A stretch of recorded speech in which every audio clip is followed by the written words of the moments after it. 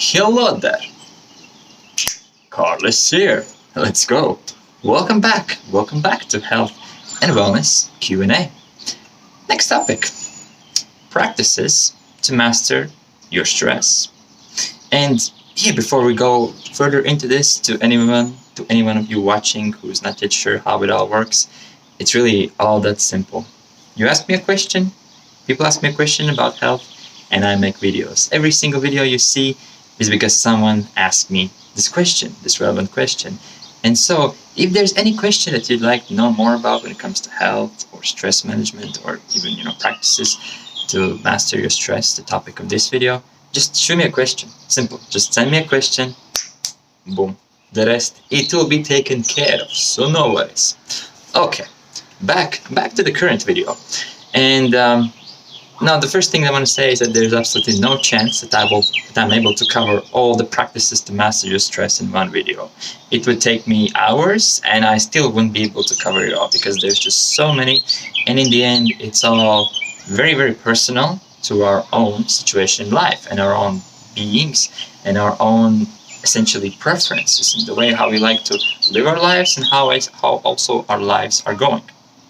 That being said, I will talk about 3 things in this video that I found to be very helpful in my life, and I believe it's an easy way that is essentially applicable to every person. And the 3 things that I want to talk about is first, essentially the morning and evening practices.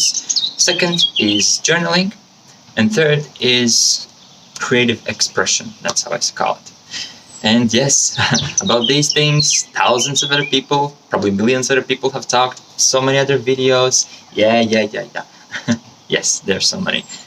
And my goal is, as you know, my goal is not to just give you, hey, do this, do that, boom, you're ready, you're done, easy life, easy money, no stress, free, all good.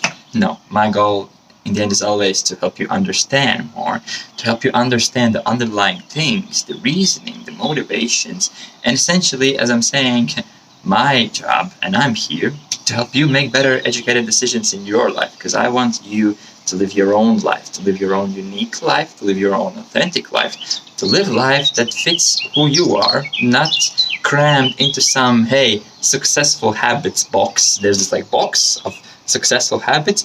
Do these habits every day, do these practices, and boom, successful. No, my job is not to cram you in.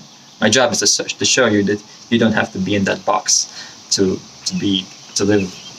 live a successful life and live a life of joy, of happiness, and of wonders. Okay, so the 3 practices. Let's go further in. And before that, as we already know, stress is essentially available physical energy, very detrimental for our health, as we already talked about in the previous videos. And essentially, one of the quickest ways to deal with any kind of stress is just through some movement, some physical movement. Just do something. Just use this physical energy. When I get, as I've said a couple of times, is that if I get angry, I'm just gonna start doing something physical.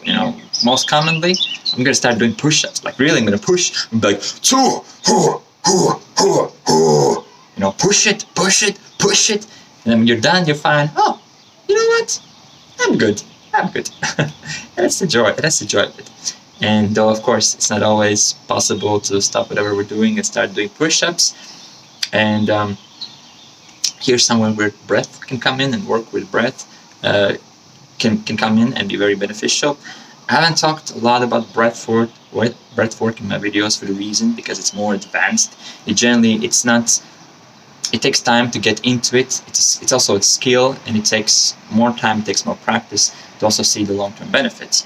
But just in very short, if you find in a situation where you're stressed, and you're not able to move to do some exercise, for example, you're in a car or in a plane, or maybe you're piloting a helicopter, In case you do pilot helicopter, let me know. I want to take a ride and I want to see. Is just take a couple of longer breaths, because what's going to happen is that when we get stressed, we're going to take more shallower breaths, and just quick realization. Deep breath in. Deep breath in once more, maybe a couple of more times, and it already helps to deal with our stress. Okay, so But let's get on to the practices of this video. First, morning and evening practices.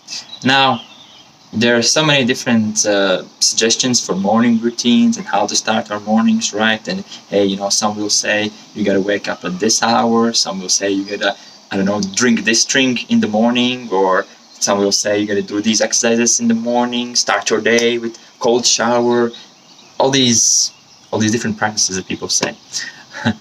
What I can say from my experience is, for example, when it comes to waking up, I've woken up before sun had risen, and I would already be in the office before the sun had even risen. And then at the same time, you know, because the sun shifts where I'm here, sometimes basically I experienced the range of waking up, you know, from the moment when I would wake up and the sun would already be up. You know, I was waking up at about 6:20-ish, yeah. And then in the winter season, I would wake up, I would get to office, and sun hadn't even risen. And what I can say from my experience when it comes to waking up is I enjoy my sleep, and I don't see that in order for me to be happy and fulfilled and successful and master my stress, I have to get up at 5. You know, I know there are people who very rigorously keep to the structure. Hey, you know, you gotta wake up before the sun, or wake up with the sun. Yeah, and it works for some people. But what I want to say is that I don't say it's something that has to be applicable for every single person. And I'm not gonna be waking up that early. I enjoy my sleep, so generally I wake up at about, let's say, about 8:30. Is a pretty common. And so the main point that I want to go with these morning routines and these morning practices is that, first of all, they have to match your life and have to be essentially personalized to you. Because if it's something that doesn't really fit who you are, it's not going to be sustainable, and it's not going to work in long term. And the goal that we're going for is sustainable and long-term effectiveness, essentially. And so when it comes to waking up, right, that's the first thing. I believe that we should wake up at a time that when we feel rested. I believe that we should genuinely try to sleep until we wake up without an alarm clock, because then we truly know that we're rested. It's our natural response, our body's natural response, that when we're rested, that's it. We're going to be waking up. And I believe we should try to wake up without an alarm clock. Of course, it's not always possible, but I believe that's what we should strive for, and it's definitely something that I strive for in my life. Next, moving on to some other morning practices. Let's say some people talk about, hey, you gotta take a cold shower. And while I see the benefits from it, I'm not gonna be going in the morning and just putting the coldest water and just start showering. No, I'm not gonna be doing that. And again, I don't see that it's necessary to do that. Yes, I will take cooler showers, especially on hotter days. I enjoy just refreshing myself with the cooler water. But again, I'm not going to be taking cold showers just for the sake of, I don't know what, for like growth or success or whatever you want. And again, see, I'm saying from my own experience, and that's what I want to talk to you about, and that's the message that I want to give you all, is that these morning practices, they are important. Why? Because they essentially, they set up the rest of the day. For example, just doing some exercise, doing a bit of stretching, doing a bit of activity in the morning, it helps to increase the blood flow, it helps to increase the circulation, it helps to oxidate the muscles, it helps to stretch the ligaments and stretch the parts, that have been sleeping for the night. And it is good. It's very beneficial. It helps us. It gets us to the point of being active. It prepares us for an active day. But this preparation, it has to be one that really matches who you are and how your life is going. So, for example, from my experience, what I can just share, the practices that I do is definitely stretching, doing some activity in the morning, and it depends on the day. I don't have any one set fitness schedule that I do or any one set of activities. Most of the time, I just listen to how I feel. Listen to how, okay, what do I feel? Okay, do I want to stretch more of that? Okay, do I want to just maybe, do some high heel walking or high heel running? or sometimes I'm going to be doing some push-ups, some other things. It really depends. And it all depends on how I'm feeling my body and how the body responds, which I see is the important part. To be in alignment with our body and to feel our body and to listen to our body and to listen to how our muscles respond, to how our body responds, and essentially prepare ourselves for the day in the kind of way that supports our life. Because the morning practices are essentially preparation for an active day. So doing some bit of exercise, bit of activity, taking some showers, drinking some water, I do meditations in the morning, and I find that is important too, as one of the practices, but I don't want to really go deeper into this video. What else? And here's the thing, one more thing, is that even, let's say, if I don't wake up at 8, even in cases when I have my super lazy days, and let's say I wake up at 11, because I follow the same kind of structure as I wake up, we do stretching, be like, that, it again is the same kind of, let's say, preparation for an active day, and you can still have a very active, very productive day, even if, let's say, you take out one of the components that you usually follow in your structure, but you still have that preparation aspect. And what I found in my life is that it is important. This preparation for the day is important, because I was living in a life where I would wake up and I just jump into straight work. Just wake up, and then by the moment I was really woken up, I already was working. And I found that this is not, it's not a healthy long-term. It's not a healthy long-term sustainable option. We can do it, but it's not, because we're missing out the self-care in this part, which is important. And same goes for the evening part, is that in the evening, it's basically the other way around. In the morning, we prepare ourselves for an active day. In the evening, our job is to cool ourselves down, is to calm ourselves, not just the body, but calm the mind from the active day and prepare for sleep. Because it doesn't really happen that we transition from being wakefulness into sleep like just that. No, it actually is a several hour process even before we hit to the bed, because the body is going to slowly start to produce more of the sleep hormone. The body is going to slowly decrease. The blood pressure is going to slowly decrease. And we know that we can naturally experience that. As the evening comes, we naturally become more slower, more chilled, and it's already a preparation for the sleep. And so, just like I do stretching in the morning when I wake up, I do stretching in the evening, before I go to bed. I'm going to be doing some stretching. I'm going to be doing, again, meditating. Again, I'm going to be taking just a shower and just spending time away from screens. That's one of the important parts, I believe, of an evening practice, is generally, it would be best if you could spend an hour before going to bed without looking at screens. But it's not always possible. But the longer we can put the screens away as we go and as we prepare for our bed, it's gonna improve our sleep quality. It's gonna also improve the speed at which we can fall asleep and drift away. And having these morning and evening practices that support our lives, that work with who we are as our person, and that really fits with our life, with our personality, is one of the ways how we can master our stress. It really is, because it's this preparation and it's this cooling down. Just like for athletes, you don't really just start going crazy with the exercise and sports. No, there's always a preparation and there's always a cool down period. Okay. But here, the question is, you have to ask yourself, first of all, you have to ask yourself, okay, how is my life going and what fits in my life? You have to ask yourself what fits my personality. And then you have to ask yourself, which are the practices that I enjoy? Which practices that I really enjoy doing within?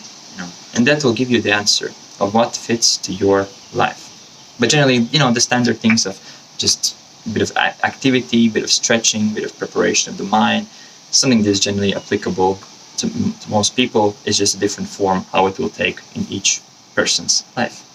Making sense?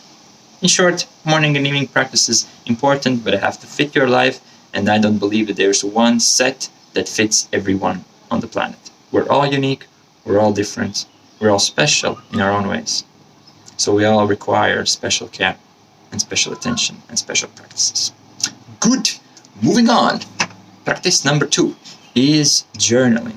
And here what I mean with journaling is essentially creative, unrestricted journaling where we just put our thoughts on the paper. And I've done this many times, and I've also found that it has not only been helpful in my life, but also in the lives of other people who I've shared these practices with and taught these practices with. In the way and how it helps us to master our stress is, first of all, the creative and unrestricted and non-judgmental part of it is very important, because then we can be more open with ourselves, we can be more honest with ourselves, and that's the point, that we are open and that we're honest with ourselves. We're just, even if life is bad, even if things are stressful, even something is bad, even if we have, shame about some past actions, or just shame about things, or guilt, or stress, or even if we're feeling depressed, even if we're feeling anxious, honesty with ourselves, and being true to ourselves, and just being open with ourselves, because it's just us, And so, what journaling does is, when we put these thoughts that are happening, that are going through our minds on the paper, and for example, when we journal about stressful situations, it's really going to allow us to have a new perspective on the situation, because it is no longer in our minds. It is no longer something that we're part of. It's actually something that becomes more distant from us, because we put it on the paper. And by the way, it's important that we do journaling. I believe it's important that we do journaling with our own hand and our own handwriting. Sure, writing on computer, writing on phone can be very convenient, very easy, but there are more things that go into the process of writing with our hand, just like the way how we put our own energy through our own handwriting, which makes a bigger difference than it seems. So I always recommend the journal on paper and with a pen.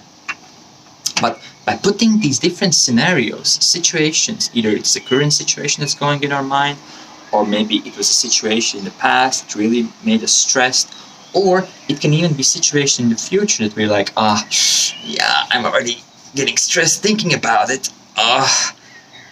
It helps to gain a new perspective, because we're putting on it and we're becoming a bit like a third person, viewing it a bit from a side. And this allows us to essentially see things that we weren't really able to see before, just from the fact that we get this new perspective. And I found journaling has been very, very helpful in my life, especially in situations when I felt the most stressed, or when it came to different challenges that were bringing me stress, and I didn't know how to deal with that. I found that by journaling, just writing on the paper, and afterwards reading it and just looking at it, like, I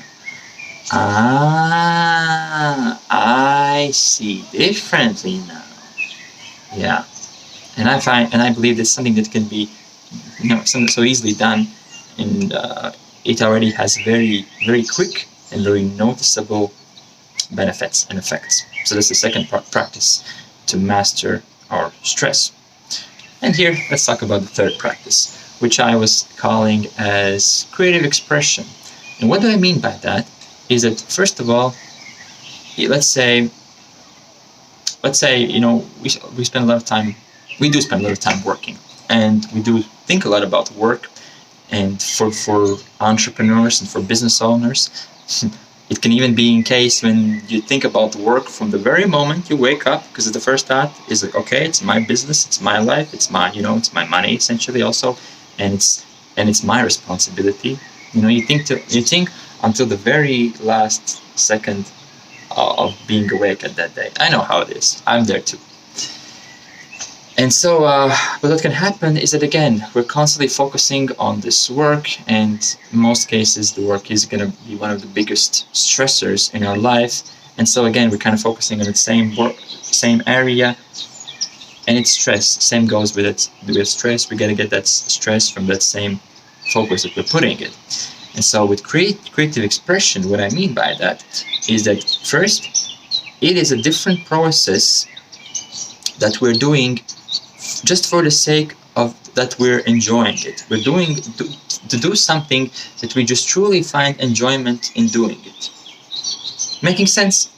And here's what I mean. For example, if we take in a contrast to work, it's always a long-term benefit that we put in.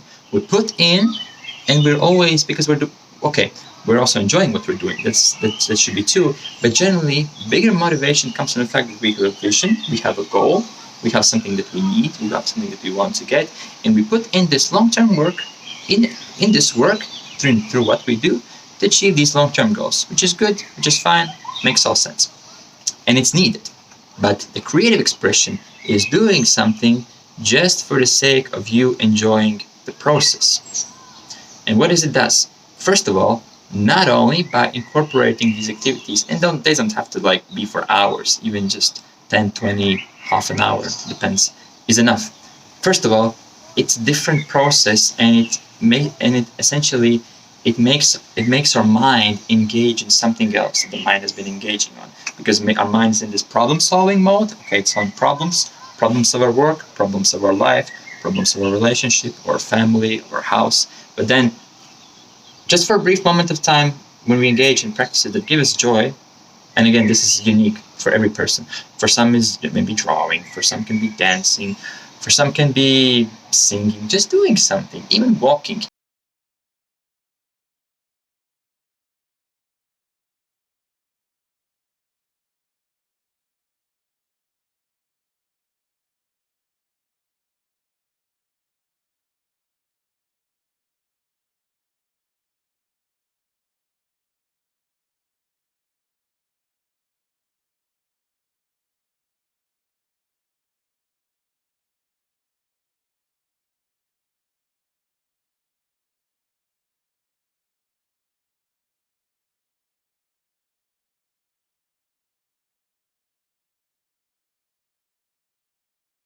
Kind of order activities, because when it comes to work, we have order, we have certain systems, we have certain routines, we have certain practices that we repeat, and it's a set order of things. But by creative expression, by doing something that we enjoy just for the sake of it, that is something that really goes well. That really goes well with the whole process, because it allows us mind to be thinking of something else for a brief moment of time, engage, and it allows us to just express us who we are.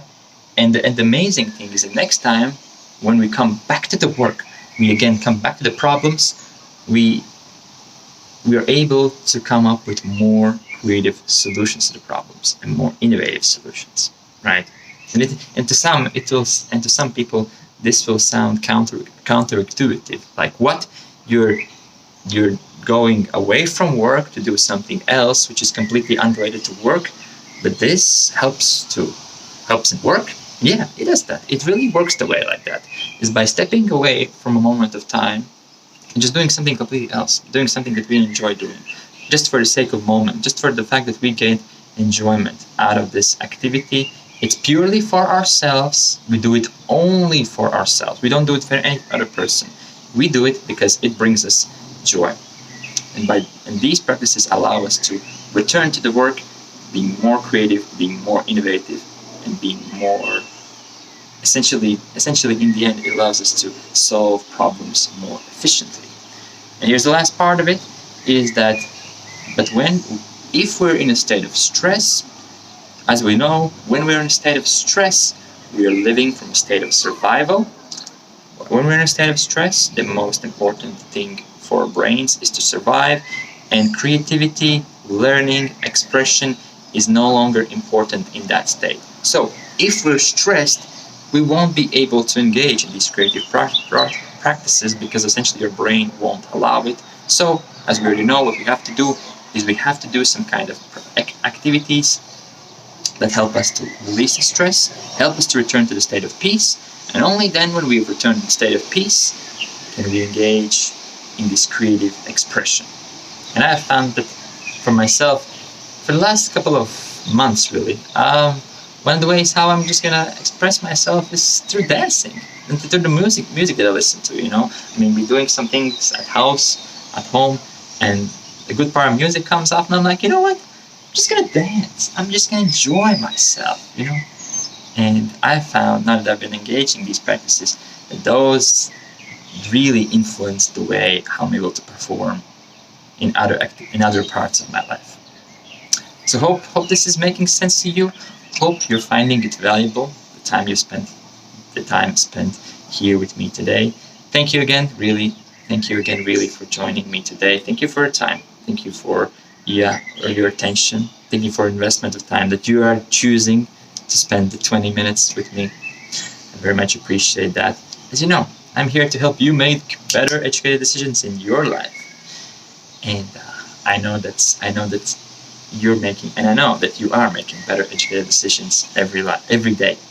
Every day you're making better educated decisions in your life, because we all do that, because we all grow. So for now, thanks for joining. Thank you again for the question. If you have any more questions, or if you have any more things you'd like to learn about, please, let me know. For now, take care. Thank you for joining, my friends, and Karlis is out.